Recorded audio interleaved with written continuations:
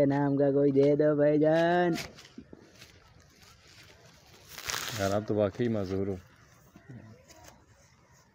چلو یار آپ بہت بیچارے معذور ہو. تو یہ میں نے بہت محنت سے کمائے ہیں, ٹھیک ہے, تو یہ غلط کاموں پہ نہیں لگانا, نہ شراب پینی ہے نہ جوا کھیلنا ہے, بس غلط کام پہ نہیں لگانا ہے, بس یہ پیسے رکھ لو آپ. بھائی جان اس کا حج اور عمرہ میں دونوں نہ کروں, اتنا پیسہ دے دیا, اس کے 10 روپے کو مچھی نہیں ملتا ہے.